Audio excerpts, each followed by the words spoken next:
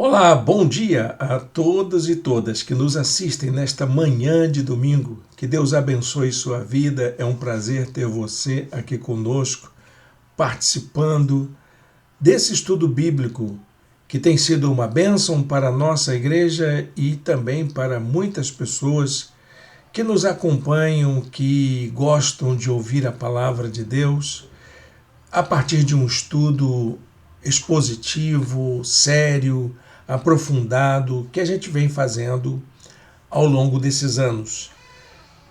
Aqui quem fala é o pastor Irênio Silveira Chaves, da Igreja Batista da Orla Oceânica.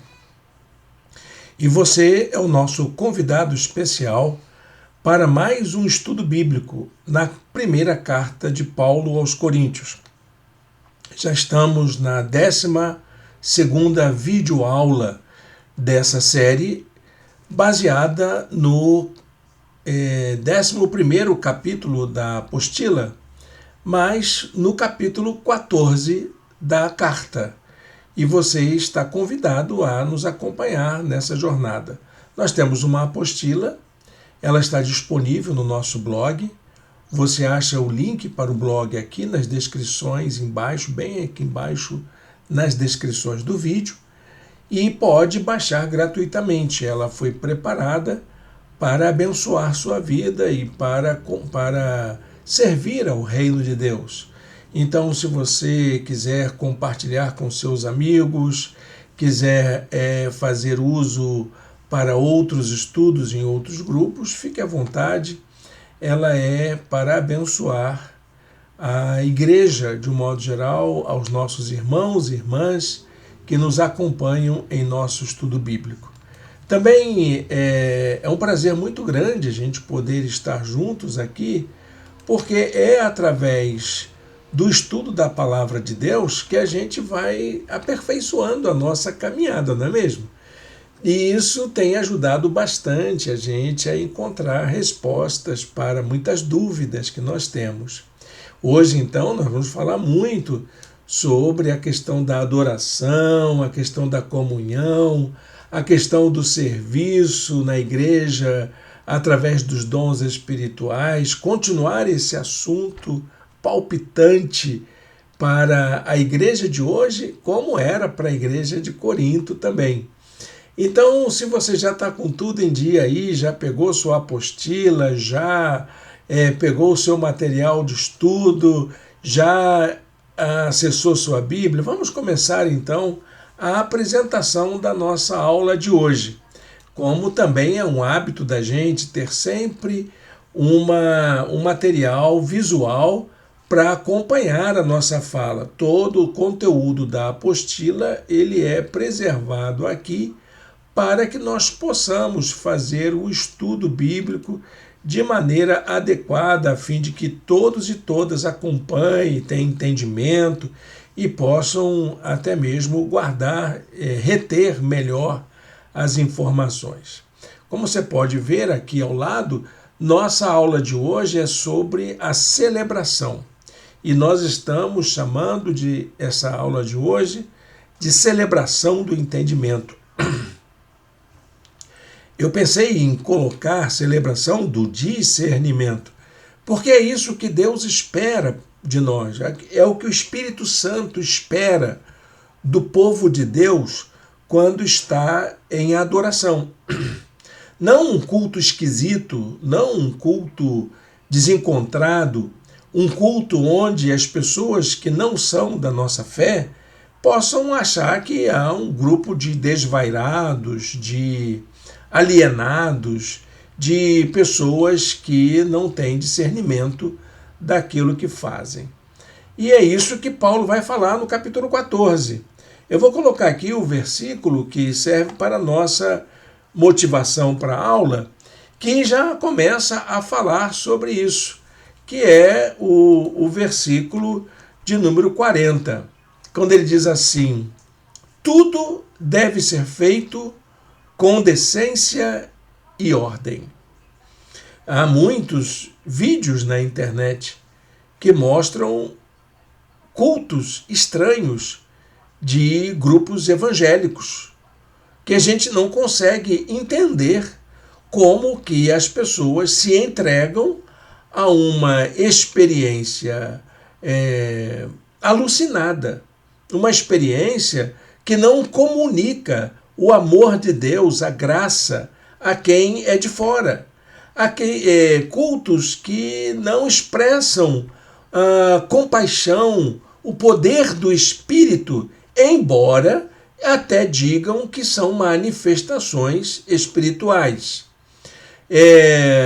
Eu acompanho vários desses movimentos e tento entender o porquê usar de determinadas experiências que diz respeito muito mais a uma alienação do que a uma experiência de encontro com Deus.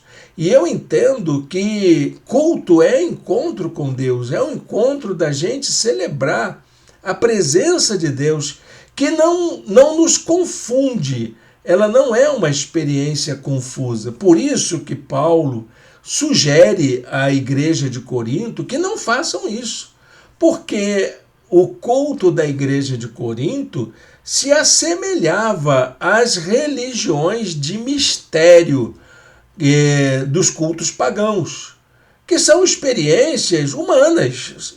É possível a gente ter alucinações, ter efeitos até mesmo alienantes? É possível, sim. É possível, com certeza. Todas essas experiências extásicas dos cultos que a gente vê na internet, ou que até alguns participam e que acham que é mistério, não é mistério. São experiências humanas, são manifestações que estão carregadas conosco e a gente acaba descarregando essas cargas emocionais por causa das necessidades, das carências, dos desejos, de traumas, de tantas coisas que nós carregamos conosco. É preciso a gente entender isso. O Espírito Santo, ele pode nos levar a experiências emocionais? Sim, claro, com certeza. Deus não espera um culto estático, engessado da sua igreja. Mas ele também não se satisfaz, não concorda, eu posso dizer assim, com essas manifestações estranhas que acontecem em algumas experiências. Eu não vou citar aqui nenhum segmento cristão, porque eu não sou simpático a essa segmentação da igreja. Essa segmentação, ela não é divina, Deus não está nisso. Elas são segmentações de ordem humana e que fazem distinção do que é renovado, do que não é renovado, do que tem experiência do Espírito, do que não tem experiência do Espírito. Olha, meu querido irmão e irmã, quando um crente pergunta: Pastor Irênio, a sua igreja é renovada ou é tradicional? Eu não tenho resposta para esta pergunta. Porque a nossa igreja é uma igreja que busca o Espírito Santo, que quer ter uma experiência de adoração significativa, que prima pela expressividade, mas não essas coisas que se assemelham a outras religiões, a outros grupos, manifestações extásicas. Nunca teve isso na nossa igreja. Na nossa igreja nunca teve, porque pelo menos os irmãos estão orientados a entenderem que o Espírito Santo quando ele age em meio à decência e à ordem do seu povo, porque ele nos interpela, ele nos enche de vida e nos impulsiona a viver o Evangelho de forma autêntica no mundo em que vivemos. Então, a nossa igreja, ela não é uma igreja renovada, mas também não é aquela igreja tradicional, né, do culto engessado, aquela coisa, né? Não é isso, ela não é isso. Ela é uma igreja que busca, com decência e com ordem, uma experiência de Deus que possa fazer sentido para os dias atuais. Uma experiência que nos remeta a um compromisso ético no mundo em que nós vivemos, a sermos cristãos autênticos, a praticarmos um testemunho vivo do Evangelho no mundo em que vivemos. Ok, gente? Então, se você estava com essa dúvida aí, saiba disso. Nossa igreja não rotula, não usa esses rótulos. Esses rótulos não são bíblicos. Esses rótulos não dizem respeito ao mover do Espírito Santo. Tudo aquilo que divide o povo de Deus não é de Deus. Escreve isso aí na sua agendinha. Tudo que divide o povo de Deus não é de Deus, é humano. Ah, mas Deus não está nisso? Pode ser, eu não duvido não, gente. Eu respeito muito os nossos irmãos e irmãs que ainda enveredam, talvez até por ignorância, por desconhecimento, por uma certa luta que teve no passado. Quer ver uma luta que eu acho completamente fora de sentido? Irene, você é arminiano ou é calvinista? Nem uma coisa nem outra, meu irmão. Isso aí já está superado desde o século XIX. Avança, estamos no século XXI. Esses rótulos não dizem mais respeito à vida da igreja. Ah, você é renovado ou é tradicional? Isso aí é do século XX, começo do século XX. Não diz respeito mais à natureza da igreja. Então, o que a gente tem que saber é se a gente está comprometido com o Evangelho da Graça. Se nós queremos um compromisso de experiência de Deus que faça sentido para os nossos dias. Essa é a nossa aula de hoje. É disso que vamos tratar nesse nosso breve estudo bíblico de hoje. E eu convido você a caminhar com a gente nesse sentido. Então, no capítulo 14, Paulo faz uma análise do comportamento da igreja de Corinto durante as suas celebrações públicas. Essa é a ênfase do capítulo 14 da primeira carta de Paulo aos Coríntios. Ele vai fazer uma avaliação. Nas duas aulas anteriores, nós vimos que o apóstolo Paulo está preocupado com uma experiência de Deus que possa fazer sentido. Em primeiro lugar, ele fala, e foi o tema do capítulo 12 da primeira carta aos Coríntios, ele fala sobre os dons espirituais. E ele diz mesmo que os dons espirituais são essenciais para a atuação da igreja. E quem concede os dons espirituais é o Espírito Santo de Deus para aquilo que for útil. Depois, no capítulo 13, ele vai falar de um caminho melhor. Melhor do que dom espiritual é o quê? Qual é o caminho melhor do que dons espirituais? Ele vai falar que é o caminho do amor. Pode faltar dom, não tem problema, mas não pode faltar amor. Pode faltar experiências extásicas, mas não pode faltar amor. Amor é a essência da vida da igreja. E ele já começa o capítulo 14 lembrando isso, de que o amor é uma peça fundamental para o exercício das atividades da igreja. As celebrações públicas, elas, na verdade, são expressões da nossa relação com Deus. O que nós fazemos num culto tem a ver com aquilo que fazemos em secreto, que fazemos na nossa intimidade. Ela é um reflexo do envolvimento da igreja com o Evangelho, com a vida de espiritualidade. Os cultos públicos de uma igreja, elas são expressões da espiritualidade do povo de Deus.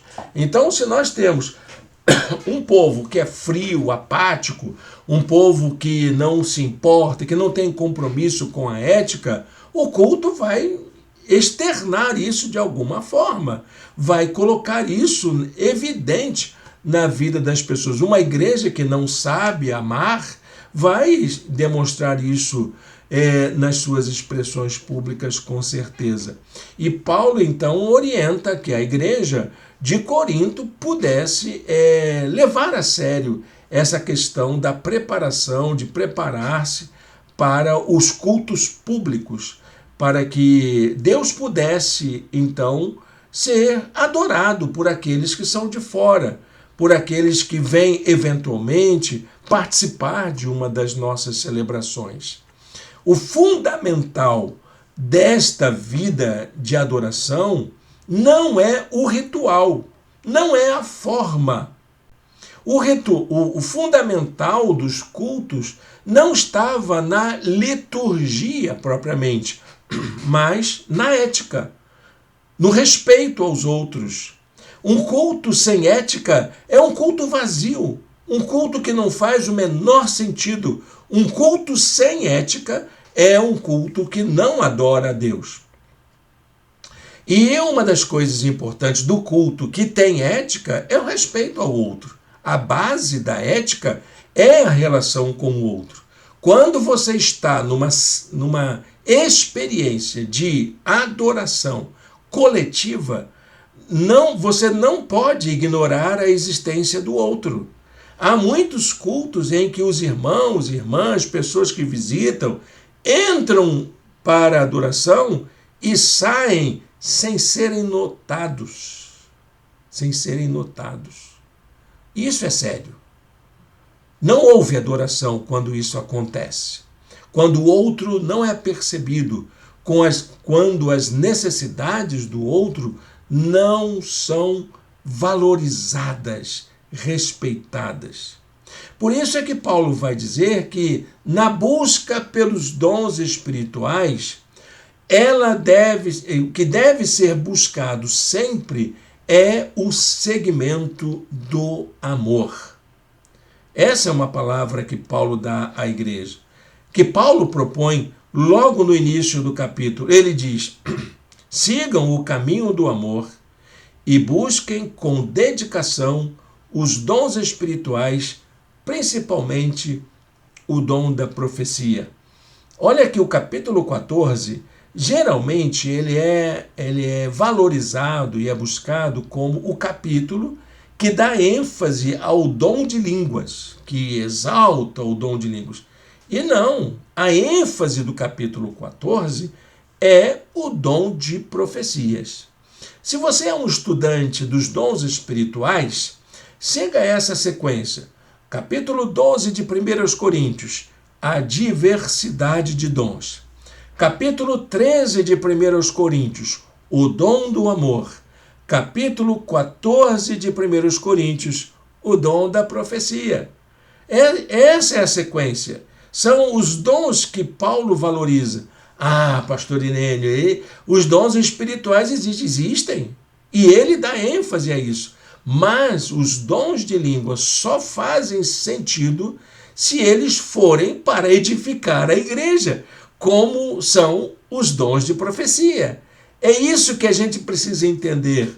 Línguas estáticas, elas na verdade edificam quem fala, mas não quem ouve.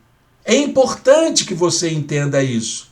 E é importante que você vá para o culto com essa disposição de amar o outro nas suas necessidades, de encontrar o outro nas suas necessidades e de colocar a sua vida a serviço do outro, porque é isso que o Espírito de Deus quer fazer com você. Usar a sua vida para abençoar o outro.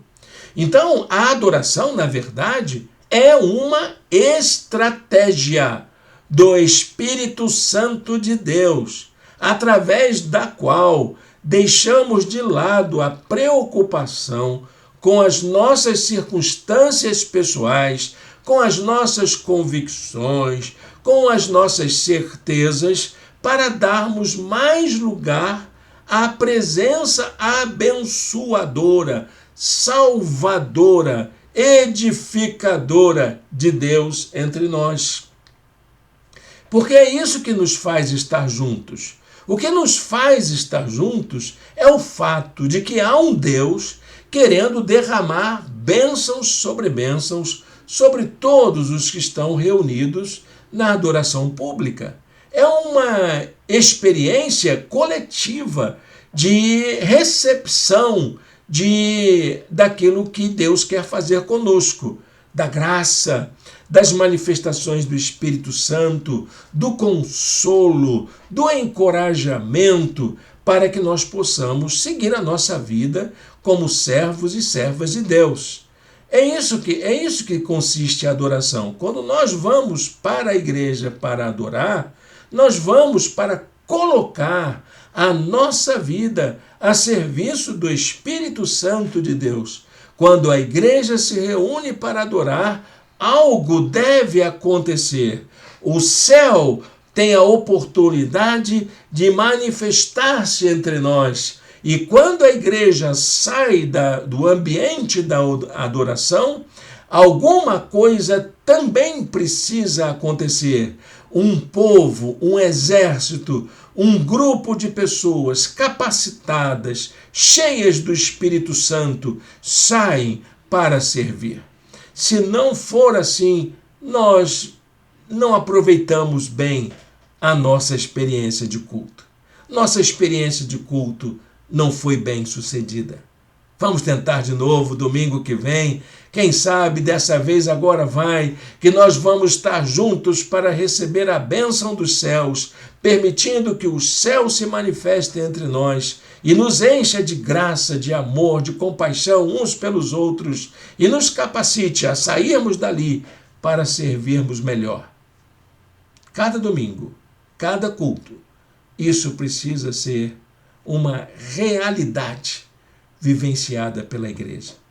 Então, meus irmãos, durante a celebração pública, duas coisas importantes devem ser valorizadas. São dois fatores que o apóstolo Paulo menciona que deveriam ser sempre levados em consideração. A primeira é o fato de que há uma graça sendo proclamada. Não estou falando aqui da pregação só, não. A pregação é muito importante, mas tudo aquilo que se faz no ambiente da oração, a maneira como nós acolhemos uns aos outros, não é assim? A maneira como nós preparamos o nosso ambiente para adoração, os músicos com seus instrumentos, o irmão, a irmã da limpeza, o irmão, a irmã da organização do espaço, os irmãos da adoração, do louvor que vão cantar na preparação, os irmãos da oração, tudo que é feito para proclamar o Evangelho. Eu não estou falando da pregação, mas as coisas que fazemos na igreja proclamam o Deus a quem servimos. Há uma mensagem que nós passamos uns para os outros através da maneira como nos preparamos para adorar ao Senhor. Olha, eu quero dizer para a nossa igreja, até o cafezinho da Cristina comunica uma mensagem. A maneira como a gente se aproveita, é beneficiado por aquele gostoso café da nossa irmã Cristina, aquilo já é mensagem para o coração da igreja. Mensagem de encorajamento, para dizer que vale a pena a gente estar junto, servindo ao Senhor. A segunda coisa importante é a declaração do nosso sentimento diante de Deus, porque nem sempre estaremos bem. Então é preciso a gente dizer se estamos bem ou não, se estamos felizes ou não, se estamos com necessidade ou não. É preciso a gente se derramar perante Deus. E essa solidariedade dos irmãos em nos acolher do jeito que somos já é a ação do Espírito Santo consolando a nossa vida. Se você está triste, vá à igreja. Se você está abatido, vá à igreja. E se você está feliz, vá à igreja também. Se você está sentindo-se cheio de poder, cheio de capacidade, vá à igreja.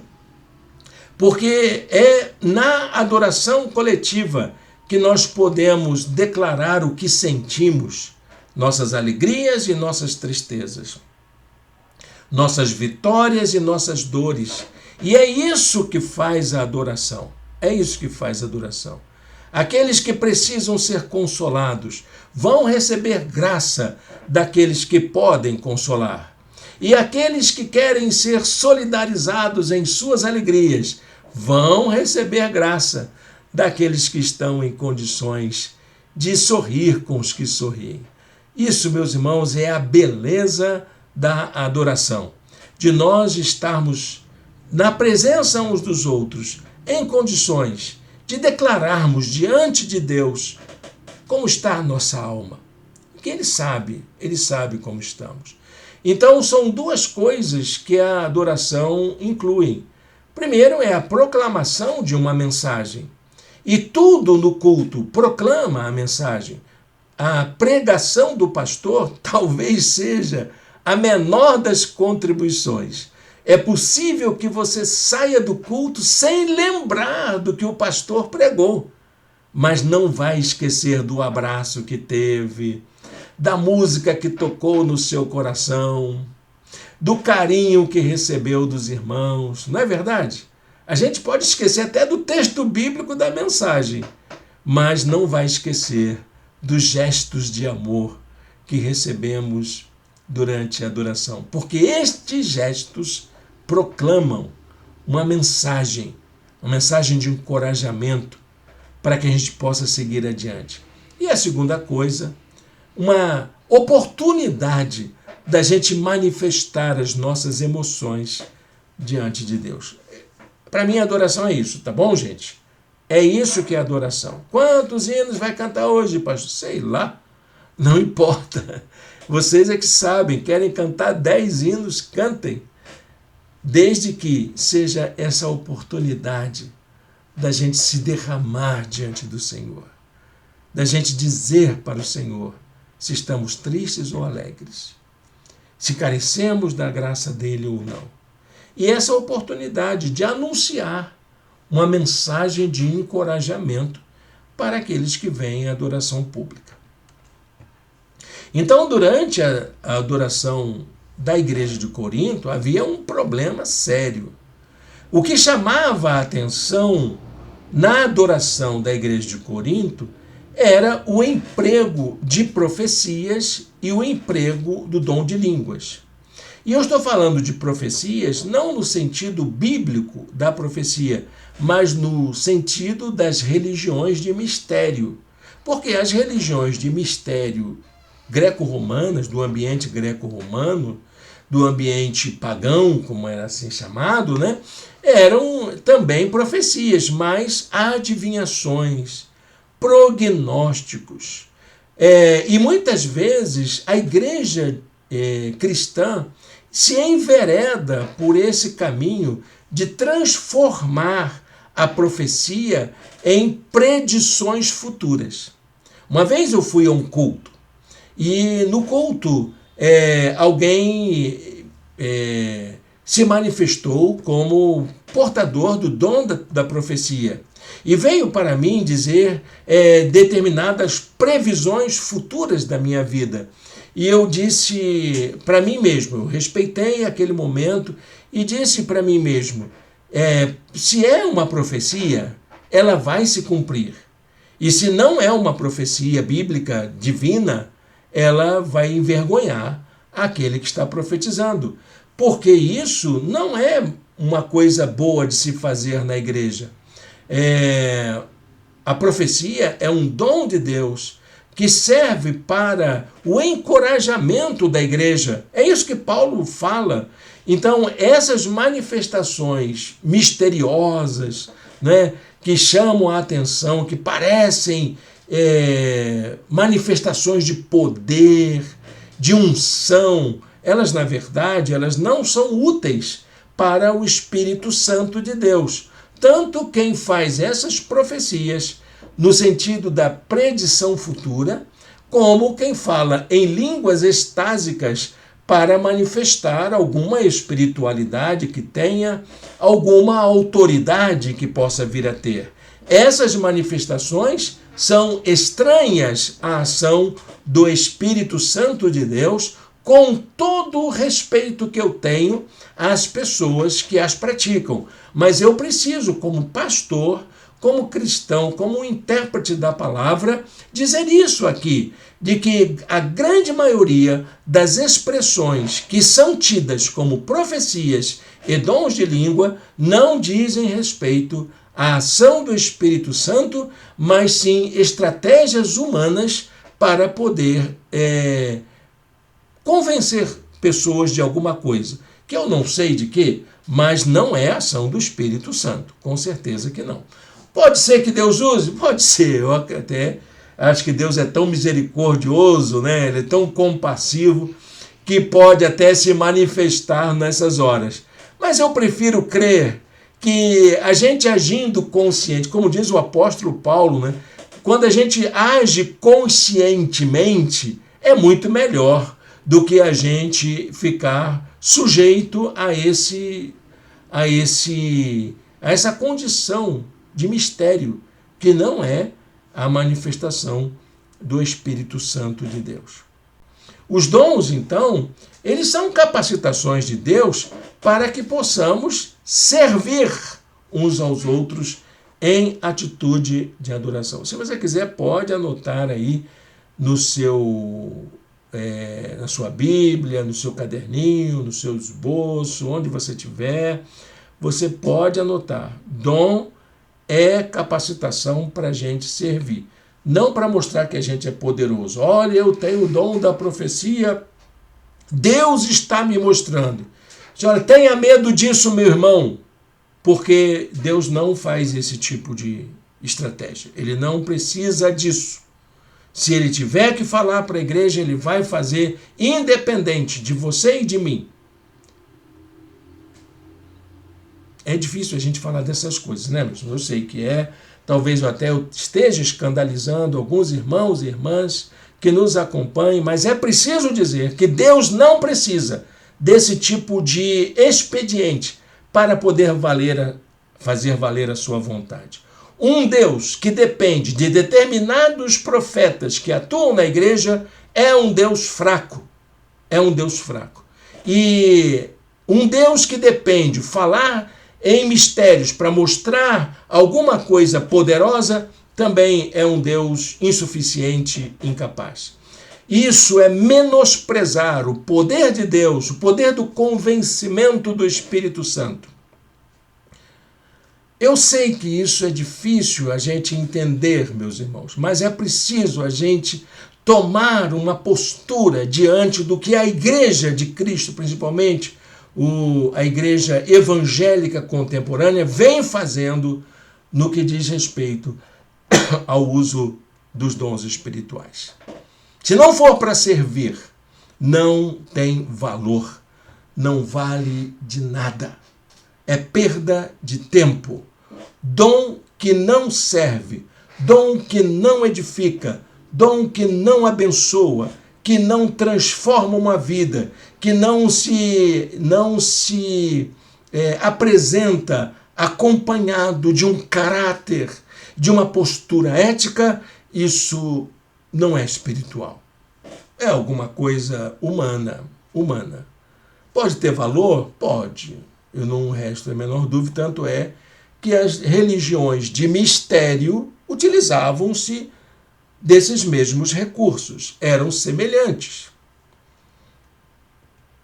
O ambiente da adoração é um espaço para que nós possamos ouvir o que Deus tem a nos dizer, para que Deus fale ao nosso coração, para que a gente entenda o mover de Deus, o que Ele quer nos dizer para nos conduzir. E assim também o ambiente da adoração tem que ser aquele espaço onde a gente possa abrir o nosso coração para receber o cuidado dele. É para isso que as pessoas estão na igreja, para ouvir uma palavra de direção e para se abrirem a uma experiência significativa de Deus. Isso vale para todos os segmentos cristãos. Se não for para isso, de nada vale a nossa experiência de culto. Paulo lembra isso, tudo seja feito para a edificação da igreja. Tudo seja feito para a edificação da igreja. É para isso que estamos juntos e juntas na igreja de Jesus. Os dons espirituais, então, estão intimamente relacionados à edificação mútua nos cultos. Eu anotei algumas coisas aqui sobre os dons que eram, na verdade, utilizados durante as celebrações de Corinto. Então, por exemplo, lá se usava muito o dom de línguas. E o dom de línguas é uma expressão de uma vida de quem tem intimidade com Deus, de fato. Quem manifesta dom de línguas, e eu creio nisso, é gente que tem uma experiência de intimidade com Deus. Quem fala em língua, a si mesmo se edifica, diz o apóstolo Paulo. Mas quem profetiza, edifica a igreja. Os dons de profecia são exercícios de proclamação da vontade de Deus para a vida e a fim de edificar, encorajar e consolar as pessoas em meio às suas lutas cotidianas. É para isso que a profecia existe. A profecia não existe para predizer tragédias futuras ou vitórias futuras na sua vida. Não! A tua bênção vai chegar. Claro que vai! Não precisa ser profeta para dizer isso. Porque Deus tem um plano para a sua vida. Tem, claro que tem. Não precisa ser profeta para dizer isso. Eu quero ver ser profeta para encorajar, edificar e consolar uns aos outros.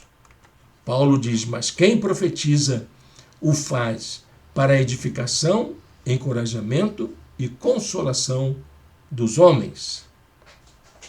Continuando nessa relação sobre os dons e a edificação da igreja, Paulo continua dizendo de um outro tipo de dom que também é essencial. Se tem dom de língua, tem que ter dom de interpretação de língua.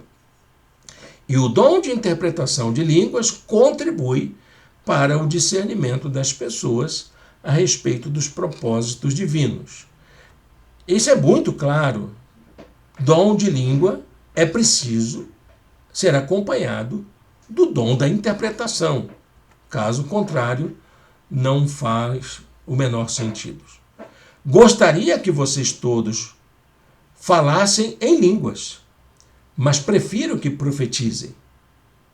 Quem profetiza é maior do que aquele que fala em línguas, a não ser que as interprete, para que a igreja seja edificada.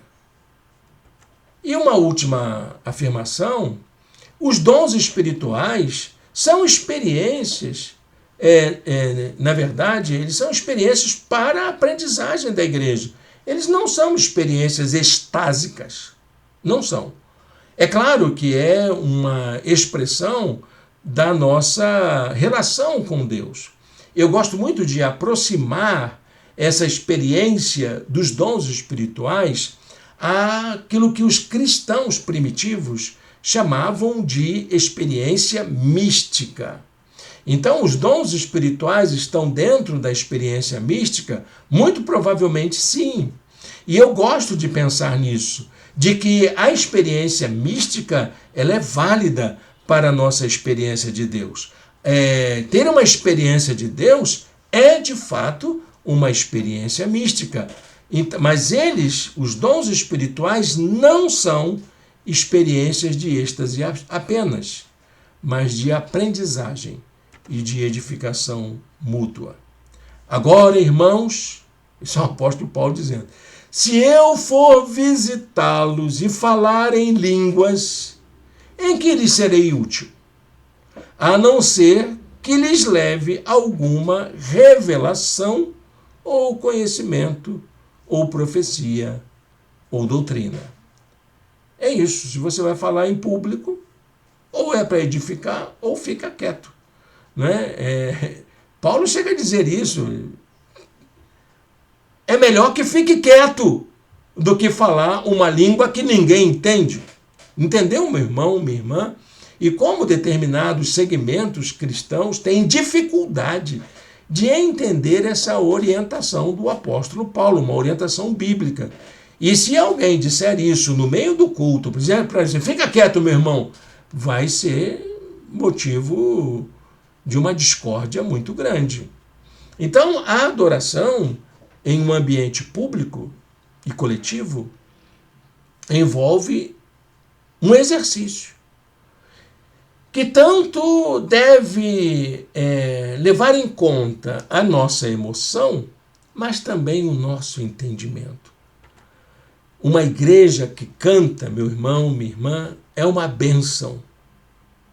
Uma igreja que tem uma palavra fiel é extraordinária, mas uma igreja que não está comprometida com a dor do outro é uma tragédia. Entendeu, meu irmão? Você não vai lá para ficar, meu ex, que desopilei. Não, você não vai para isso. Você vai para servir, porque lá dentro vai ter alguém sofrendo que vai precisar da sua compaixão. 1 Coríntios 14, 9, Paulo diz assim, se não proferirem palavras compreensíveis com a língua, como alguém saberá o que está sendo dito? É a pergunta crucial do apóstolo Paulo. Como que as pessoas vão entender se ninguém explicou, se ninguém esclareceu? Tudo está confuso, tudo é mistério. E, na verdade, o nosso Deus é um Deus de discernimento. Ele dá o dom do discernimento para todos e todas, para que a gente possa servir uns aos outros como bênção.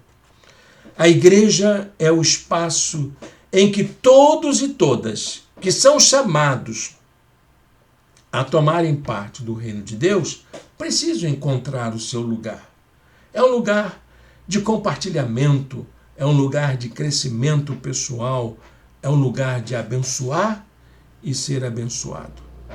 Um fato que chama a atenção nessa adoração pública da igreja é a presença da mulher. A presença da mulher na igreja de Corinto era motivo de uma discórdia. O papel da mulher na vida da igreja é muito importante. Só que na igreja de Corinto tinha um problema lá que era de ordem sociocultural. E isso acabava prejudicando a relação da igreja com a sociedade. E a presença da mulher nos cultos incomodava aquela sociedade patriarcal. A gente não resta a menor dúvida, meus irmãos, minhas irmãs, que a igreja ela é comprometida com a emancipação da mulher, com a igualdade de direitos de gênero. A igreja o evangelho é assim. Jesus sempre valorizou as mulheres. E a igreja ela precisa aprender a lidar com essa diversidade e superar o seu patriarcado. Mas a sociedade de Corinto era uma sociedade muito marcada pelo patriarcado. E aí Paulo fala uma coisa que as mulheres... Olha, tinha uma irmã que dizia, quando eu chegar no céu, a primeira coisa que eu vou fazer é perguntar ao apóstolo Paulo por que ele escreveu isso. Permaneçam as mulheres em silêncio nas igrejas. Como? Eu vou perguntar, Paulo, como é que você conseguia fazer uma exigência dessa? Primeiro, porque é uma arrogância impedir que uma mulher se manifeste. Isso é de uma discriminação, de um preconceito, uma misoginia fora do comum. Como é que se pede isso? E segundo, porque a natureza da mulher é de tomar parte. Ela não vai se sentir bem sendo menosprezada. Quem foi que disse que não é permitido falar? Permanecer em submissão? Que coisa! Mas essa palavra, ela só se explica pelo patriarcado da sociedade greco-romana, não por causa do Evangelho. Esse tipo de posicionamento de Paulo precisa ser analisado à luz de duas coisas importantes. Vamos ver quais são? Primeiro, o mundo dos tempos paulinos era dominado pelo patriarcado, em que a mulher era considerada como pessoa de segunda classe. Isso era verdade. Lamentável. E ainda tem gente que conserva esse tipo de comportamento, mas são pessoas preconceituosas que precisam ser disciplinadas na igreja. Segunda coisa, as mulheres, mesmo naquela época, não aceitaram isso facilmente. Eu fico imaginando como que as mulheres de Corinto reagiram a essa palavra de Paulo. Elas não devem ter concordado. Não foi fácil para elas, assim como não é para as mulheres dos tempos modernos entenderem essa afirmação de Paulo. As mulheres não aceitaram isso facilmente e têm lutado por um espaço em que elas tenham iguais condições de escolhas e decisões. E isso sempre foi assim. As mulheres sempre exigiram uma releitura desse texto, para que esse texto não seja visto como base de uma doutrina, mas um aspecto ligado à condição sociocultural daquela cidade, tão somente que não foi facilmente assimilado. Não foi facilmente assimilado. Então, a questão que envolve a participação feminina nos nossos dias atuais requer essa hermenêutica que leve em consideração a condição da mulher, suas aspirações, seus direitos. Essa afirmação de Paulo não deve servir de base para uma doutrina que discrimina o papel da mulher da igreja. Ela deve ser vista, então, como um acontecimento naquele tempo, que só vale para aquele tempo. Uma leitura anacrônica dessa passagem. Leitura anacrônica é o quê? A passagem é para aquela época, para aquele povo, para aquela circunstância apenas, para um determinado modelo. A leitura disso nos dias atuais é anacronismo. Então, a leitura anacrônica dessa passagem, associada aos resquícios do patriarcado em nossa cultura, tem levado uma interpretação equivocada sobre as relações de gênero. Quando a igreja limita a atuação de algum segmento, seja por questões de classe social, de etnia, de gênero ou por qualquer outro motivo, ela se fundamenta em preconceito. E esses preconceitos não são amparados nas Escrituras como um todo. Precisamos deixar isso claro. É um problema? É, mas precisamos levar isso em consideração. Bem, a pergunta que eu quero deixar de forma prática é como que a igreja pode transformar o espaço da adoração em uma experiência emocional e, ao mesmo tempo, esclarecedora, em que emoção e entendimento possam caminhar juntos. Vamos ver o que pode ser feito? Primeiro, a igreja precisa ser um espaço em que as coisas façam sentido. Se a gente fala, que as pessoas entendam. Se a gente canta, que as pessoas entendam. Se a gente ora, que as pessoas entendam. Se a gente tem gestos de carinho, de solidariedade, que as pessoas entendam, é lugar em que a igreja precisa fazer sentido. Não somos chamados para sermos esquisitos. Ninguém foi chamado para ser esquisito. Foi chamado para fazer diferença. O ambiente em que celebramos precisa apontar o quão grande é o Deus que adoramos e servimos. Não há lugar para fazermos coisas esquisitas, mas para praticar o que nos aponta o sentido. Paulo diz assim: sem dúvida, há diversos idiomas no mundo. Todavia, nenhum deles é sem sentido. Já reparou isso? Não tem língua sem sentido. Então, o que manifesta um dom de línguas sem sentido não é dom de línguas. Precisa ter sentido. Fazer algum sentido na vida da igreja. A segunda coisa que quero chamar a atenção é que a igreja, na sua adoração, precisa ser transformada num espaço de crescimento, em que todas as pessoas possam crescer espiritualmente, amadurecer, melhorar. Igreja é lugar para a gente melhorar, não é para a gente regredir, não é para piorar, não é para se tornar uma pessoa odiosa, uma pessoa preconceituosa, não é para a gente diminuir a nossa capacidade de amar. Ambiente de adoração é para a gente melhorar. O ambiente em que celebramos precisa ser um espaço de transformação.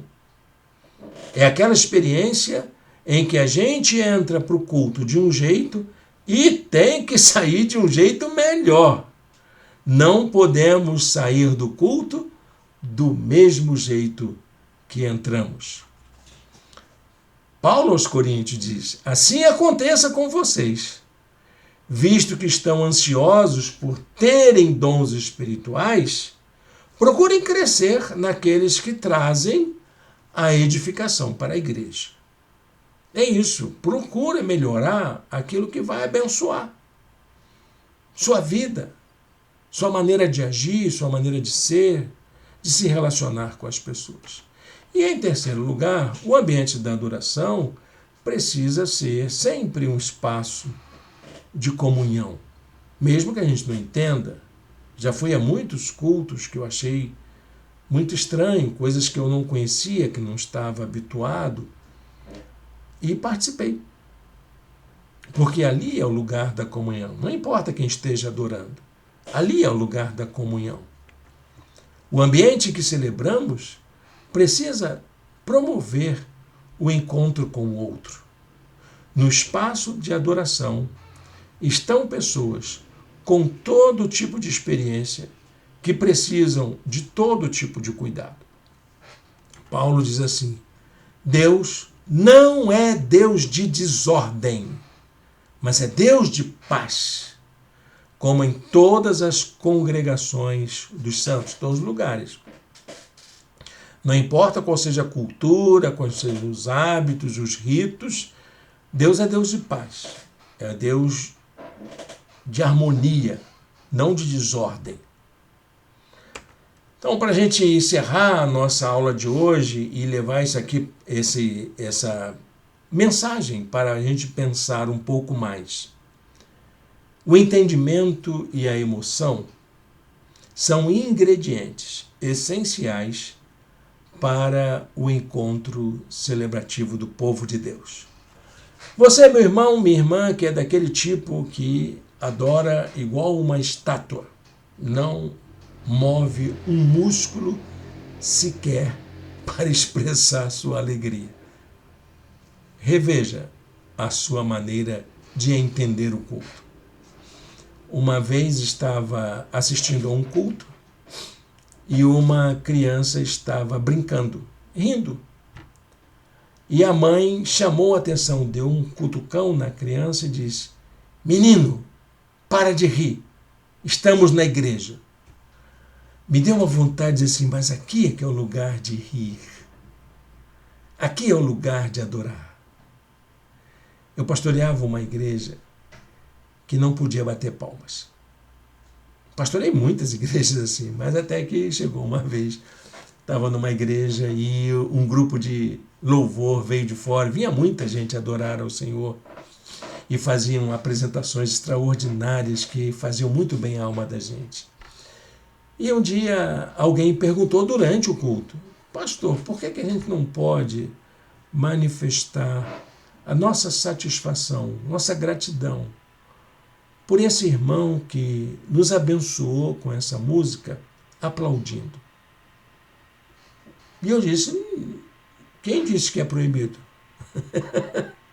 Quem disse que é proibido? Quem disse que você não pode externar sua alegria, sua satisfação, sua gratidão? Então, dali por diante, a igreja começou a aplaudir sempre que havia uma manifestação extraordinária de adoração. Tem gente que acha que isso não deve acontecer na igreja. Quem disse isso? Onde está na Bíblia isso? Porque o aplauso é adoração, e adoração somente a Deus. Não, aplauso não é adoração. Aplauso é o reconhecimento da plateia de que aquela pessoa que está lá na frente fazendo a performance, o esforço de oferecer o seu melhor, conseguiu tocar o coração da gente. E a gente, junto com ele, concorda com aquele ambiente gostoso da adoração. É isso, gente. Emoção e entendimento são requisitos para a adoração.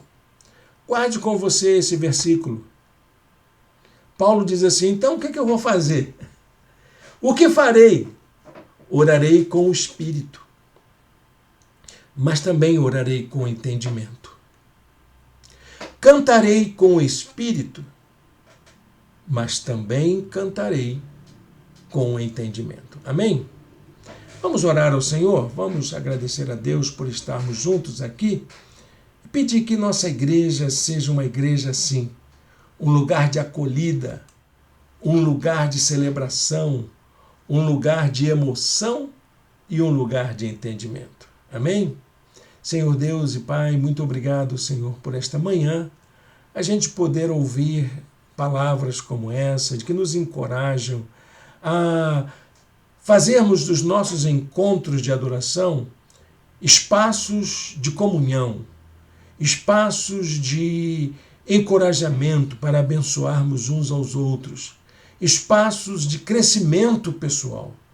E faça com que a nossa igreja, Senhor, seja uma igreja viva, uma igreja onde as pessoas se sintam bem, onde se sintam encorajadas por irmãos e irmãs que colocam suas vidas a serviço do Senhor, com seus dons, com seus talentos, e que tudo isso sirva para a adoração do Senhor.